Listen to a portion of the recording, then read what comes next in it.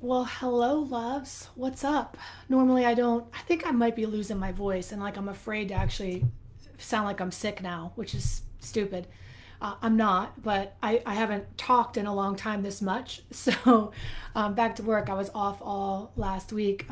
Doug and I took Ellie to Disney, and I just wanted to check in and share with you. I posted this morning this picture of me in black and white, and I talked about living in the gray and how I think sometimes there, I know for sure there is this collective kind of um, energy, this weirdness, this sadness that is going on all around us.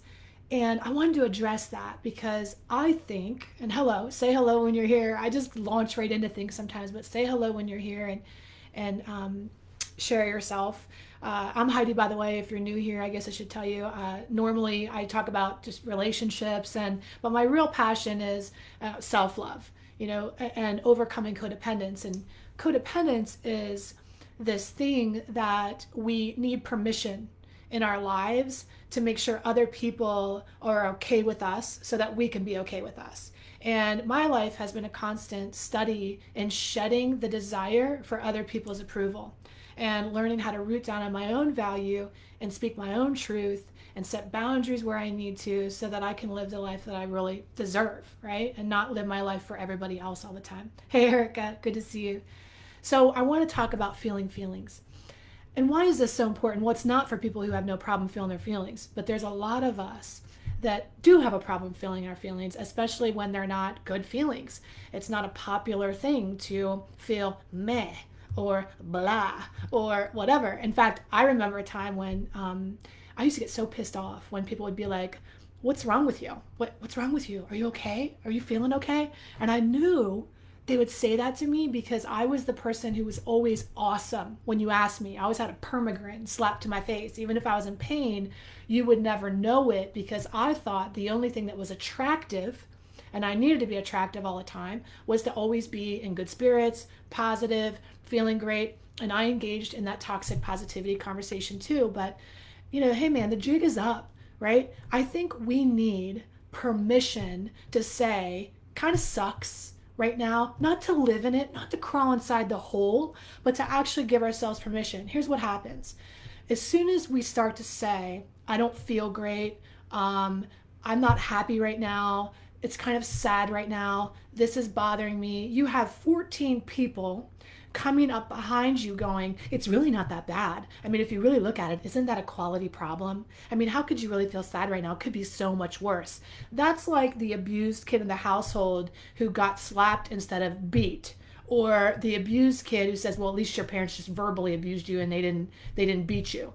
Minimizing somebody's pain, expecting them to feel better than they do, putting them in a position where they should be grateful when they're hurting is scary. It's dangerous and it's wrong. And so I want to lead the charge today, giving ourselves permission to be real and be vulnerable and edge out any remaining desire to look perfect. I have to tell you, I would fall prey to that when I look in people's news feeds and they would be like, oh, I'm just having the best time ever. And, oh, I'm having the best month of my life. And you go, shit, man. I mean, you look at other people and you start to go, well, should I be feeling positive? Should I be feeling? No, you should be feeling exactly how you're feeling. Exactly how you're feeling. To be talked out of your emotions is gaslighting. Okay, and you could be, somebody could say to you, "Oh, Heidi, that's such a strong word." Gaslighting is an attempt to make you question your own what you know, question your own beliefs, question what you know to be true in yourself. And whenever you grow up in an environment or are surrounded by people when you feel sad or mad or angry or pissed or resentful or hurt, and people in your life have said to you over and over again, why do you feel that way? You shouldn't feel that way. Why you should be really grateful right now. That behavior sets you up for that codependence. So when you express yourself to somebody else in your life and you say, man, I feel so sad right now, I feel like there's a cloud, I feel like crying right now, and somebody swoops up behind you and goes, cheer up, buttercup, or suck it up, buttercup, or one of those things in a lame attempt to make you feel better, they're making it worse for you. And the best thing that you can do for somebody or somebody else can do for you is just hold space without trying to fix you, without trying to talk you out of stuff, and just say, I know, I hear that. It must be hard for you. Tell me more about that. Because we're afraid to feel our feelings because we're afraid we'll get lost in them. We're afraid they'll engulf us, that they'll take us over. I can relate to that. I never wanted to feel those sad feelings, and that's why I ate them. Or I stuffed them down with food, or I drowned them out with alcohol. And now I don't do either of those things anymore. So I'm just left with feeling my feelings. So I wanted to come in and check in with you today and say, what's going on with you? How are you feeling your feelings? Are you giving yourself permission? Are you in an environment? Are you with somebody who encourages you to go through the ebbs and flows of your feelings or tries to talk you out of them? What's happening with you? Talked out of your emotions, Misty says, boy, can she relate. So yes, so if you grow up in that environment where people are like, you should stop crying, suck it up, I'll give you something to cry about. Maybe it wasn't even that dramatic. Maybe it was like, big girls don't cry. That's not what ladies do. That's not what boys do. Guys have this worse than we do. I think, gender does play a part. People just looking at you, telling you to smile. Karen says, absolutely. People go, smile. The mood police are all around you. People eager and ready to tell you how you should feel, what you should be doing with your life, how you should be behaving. But we can't blame other people always, okay? Because I think what happens is, I grew up in an environment like that where I was mood policed all the time. I couldn't be angry, couldn't scowl, couldn't do any, couldn't be sad, couldn't hurt, couldn't cry. And, but you know what? That stopped a long time ago. That stopped when I left home, but who do you think took over? I took over. So we can also blame other people for not letting us feel our feelings, but here's what I know for sure. That's convenient to blame other people because it's true. There are other people that are policing us, but here's what I know for sure. You lead the way. So when you're expressing your feelings and when you're saying how you feel, you have to own them first. You have to give yourself permission to feel those feelings first. You have to lead the way. And then when somebody attempts to talk you out of those feelings and says, smile, it could be so much worse, and you can look at them and say, I understand that, and I can feel pain right now. I understand that, and I can feel sad. I get that, and I'm giving myself permission to feel what I feel, and you feel what you feel, and that's okay. You feel that over here, I'm going to feel this over here. Let people have their feelings and you let yourself have yours. We went to Disney, and this is a perfect example. Disney was freaking weird, man. Everybody's wearing masks outside, and it's 100 freaking degrees, and we're walking around in our masks, and half of the things are shut down, and it was just like this hush mood. Now, somebody could come along right now and go, oh my God, really? You were at Disney? Like, what the fuck? Like, really, you're complaining about your quality problems? Yeah. I get to go to Disney and also feel sad that it was weird. I get to do that, right? But if I was still codependent, if I was still a people pleaser, if I was still worried about what other people would think about how I felt, I might actually be inclined to talk myself out of my own feelings into and go, well, maybe you're right. And here's what happens. As soon as I talk myself out of my feelings, they burrow. They root down, man. And guess what? They come up 10 times worse. Feelings are so amazing in the fact that they're fleeting. And the fact that they come and go like the weather. They change, especially here in Florida. If you don't like the weather, wait 10 minutes. If you don't like the way you're feeling, feel it deep enough to let it burn off like the sun. Give yourself permission. Karen said she grew up where, man, I hear that. I'll give you something to cry about. And so it's like, okay, well, you get that message, and then you get the message, oh, it's really not that bad, and you become a black belt in tolerance, a black belt in pain, a black belt in settling, a black belt in deprivation.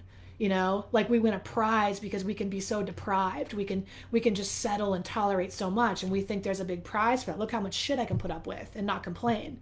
There's no prize for that. The prize for that's like disease and discomfort. Right? At the end of the day, I mean, that's what all that festering does inside of us. So like, what are some, yes, Karen, what are some of the root issues, when I look at, okay, well, I feel this sadness. Sometimes it's going to have a core. Sometimes it's going to be like, yeah, I can follow that all the way down the rabbit hole. For me, it's because I have no certainty right now. I don't know what the hell's going on. I have no control. I'm a reformed control freak, and I'm reforming that in me all the time. And it's learning to just live in that uncertainty and find my truth where I can, right? There's not a lot of truth out there from my perspective. There's a lot of bullshit. There's a lot of ridiculousness. There's a lot of nonsense and some truth.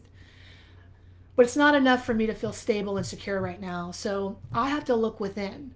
What's true right now? What's true for me in this moment? What's my most authentic position? What do I really believe right now? And let myself feel it. If the tears need to come, they come. Okay? If I need a break, I take it. I want to encourage you to do the same thing. I was thinking about it today. I'm like, man, I think so much of this instability is a lot of us, some of us have really lost, jobs. Like there's a lot of big problems, like figuring out how to take care of your family. Like that's the reality.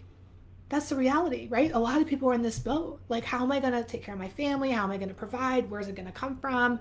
You know, and that creates all this anxiety. And so we get tempted to drink it down or stuff it down with food or do something to kind of mitigate it with bad coping mechanisms, which you and I both know just compound the problem and make it worse. And so let's have a safe place to talk about it. I have a private group called Flow Tribe that you can join if you're not already in. I'm going to post this video in there as well, and we can start the conversation about, that's where you go to take the masks off. Flow Tribe is where you go to be like, okay, I'm just going to be myself today. I'm just going to share whatever's going on. I just want to encourage you to join that and meet me over there and hang out and just do the real. Get the support that you need. I also want to tell you I'm working on something for you and for anybody that needs it. For anybody that is in a financial bind right now, in a position where you don't know how you're going to feed family, you don't know how you're going to pay your mortgage or your rent, you don't know what's going on, I'm creating a way to partner with me so that it's no money. You're not going to pay me anything. It's not like an MLM where you're going to spend $500 and make two. That's not how it works. But I'm going to create a way for you to partner with me and make as much money as you want to. Because I figure like, okay, if I'm having that uncertainty of what can I do? Because what's true in me is always this. It's my purpose in life. It's my family. It's my desire to help. And as long as I'm coming from that space, I can be in the unknown. I can deal with all the untruths or all the uncertainty as long as I root down in my real truth. And my real truth is I still have a desire to serve. I still have a desire to help and do what I can. And I'm finding ways to do that. So if you want to know more about how you can partner with me and make some money and make more money and make as much money as you want so that you can pay your bills and you can do the things that you want to do, send me a message and I'll tell you about it. It's not an investment. You're not paying me anything. I'm literally just going to help you. All right. So, because we all need to help each other right now. That's it.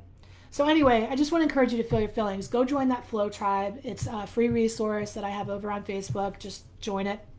And if you're in there, talk. Share what's going on with you. Share here on this page. I love you.